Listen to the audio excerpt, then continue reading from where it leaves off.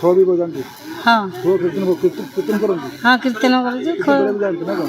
ହଁ କେବେଠୁ କୀର୍ତ୍ତନ କରା ଆରମ୍ଭ କଲେଣି ଆପଣ? ପ୍ରାୟ 2 ବର୍ଷ ହେଲା ଏ କୀର୍ତ୍ତନ ଇଏ କରୁଛୁ। ଜୀବନରେ ସବୁଠୁ କେଉଁ ଠାକୁରକୁ ବେଶୀ ଭଲ ପାଆନ୍ତି ଆପଣ? ହଁ ସବୁ ଠାକୁରଙ୍କୁ ଭଲ ପାଏ।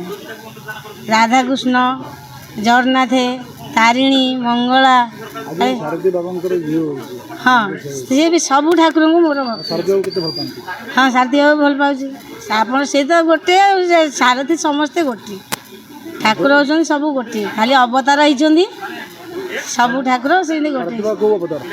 ସେ ଗୋବିନ୍ଦ ଅବତାର ହେଇଛନ୍ତି। ଗୋବିନ୍ଦ ଅବତାର। ହଁ କେବେ ଶାରଦୀ ବାବାଙ୍କ ପାଖକୁ ଯାଇଛନ୍ତି ଆପଣ? ଆଉ ମୂଲ୍ୟ ଅଛି ତାଙ୍କଠି, ଆଉ ଲୋକ ସିନା ବୁଝିପାରିଲେନି, ନହେଲେ ମୂଲ୍ୟ ଅଛି। ସେ ତାଙ୍କଠି ଅଛି। ସେ ଆମରି ଭଳିଆ ନର ଲୋକ ହେଲେ ମଧ୍ୟ ତାଙ୍କଠି ସେତିକି ତାଙ୍କଠି ଭକ୍ତି ଅଛି। ସେ ସେତିକି ସିଏ ଇଏ ହେବାରୁ ସେ ତାଙ୍କୁ ସମସ୍ତେ ପାଳନ କରୁଛନ୍ତି। ତାଙ୍କ ପାଖକୁ କେବେ ଯାଇଛନ୍ତି? ଆମେ ଯାଇନୁ ସେଠି। କେବେ ଅନୁଭୂତି କରିଛନ୍ତି ଆପଣଙ୍କର? ହଁ ମୁଁ ଅନୁଭୂତି କରିଛି। ଯାଇନି, ମୁଁ ସେଇ ପ୍ରବଚନ ସତ୍ସଙ୍ଗରେ ଯାଇଛି। ଏ ପ୍ରବଚନ ଶୁଣିକି ଆପଣ ଅନୁଭୂତି କରିଛନ୍ତି? ହଁ ବହୁତ ଭଲ ଲାଗିଲା। ହଁ ଆଉ ଆମେ ସେତିକି, ଆଉ ଦୁଃଖୀ ଲୋକ ତ ଆମେ ସେଇଠିକି ଯାଇପାରୁନୁ। ସେ ଆଉ ସେଠିକି ତ ସେ ତାଙ୍କ ଗାଦିପୁରକୁ ମନା ଇଏ ହେଲା, ତେଣୁକରି ଯାଇଥିଲେ ଯଦି ହେଇଥିଲା। ଆଉ ପ୍ରାୟ ଯାଇଛି। କେଉଁଠିକି ଅଛନ୍ତି ମୁଁ କହିପାରିବିନି। ତମ ଘରେ ପୂଜା କରୁଛ? ହଁ କିନ୍ତୁ ଘରେ ପୂଜା କରୁଛ? ହଁ ଆମେ ଘରେ ସେଇ ଠାକୁରଙ୍କୁ ଡାକୁଛୁ, ହେଲେ କେଉଁଠି ଅଛନ୍ତି କହିପାରିବିନି। ଖୋଳ ବି ବଜାନ୍ତି। ହଁ ଖୋଳ କୀର୍ତ୍ତନ କରନ୍ତି। ହଁ କୀର୍ତ୍ତନ କରୁଛୁ। କେବେ ଯାଆନ୍ତି ନା କ'ଣ? ହଁ କେବେଠୁ କୀର୍ତ୍ତନ କରା ଆରମ୍ଭ କଲେଣି ଆପଣ? ପ୍ରାୟ 2 ବର୍ଷ ହେଲା ଏ କୀର୍ତ୍ତନ ଇଏ କରୁଛୁ। ଜୀବନରେ ସବୁଠୁ କେଉଁ ଠାକୁରକୁ ବେଶୀ ଭଲ ପାଆନ୍ତି ଆପଣ?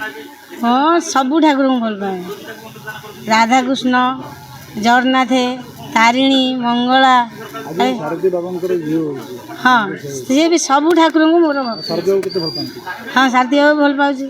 ଆପଣ ସେ ତ ଗୋଟେ ଆଉ ସାରଥୀ ସମସ୍ତେ ଗୋଟିଏ।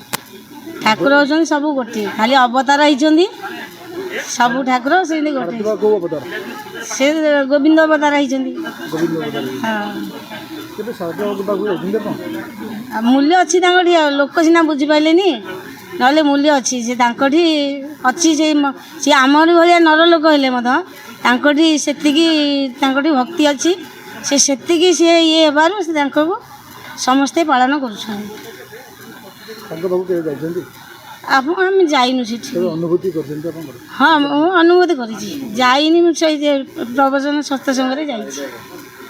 ଏ ପ୍ରବଚନ ଶୁଣିକି ଆପଣ ଅନୁଭୂତି କରିଛନ୍ତି? ହଁ ବହୁତ ଭଲ ଲାଗିଲା। ହଁ ଆଉ ଆମେ ସେତିକି, ଆଉ ଦୁଃଖୀ ଲୋକ ତ ଆମେ ସେଇଠିକି ଯାଇପାରୁନୁ। ସେ ଆଉ ସେଠିକି ତ ସେ ତାଙ୍କ ଗାଦିପୁରକୁ ମନା ଇଏ ହେଲା, ତେଣୁକରି ଯାଇଥିଲେ ଯଦି ହେଇଥିଲା। ଆଉ ପ୍ରାୟ ଯାଇଛି। କେଉଁଠିକି ଅଛନ୍ତି ମୁଁ କହିପାରିବିନି। ତମ ଘରେ ପୂଜା କରୁଛ?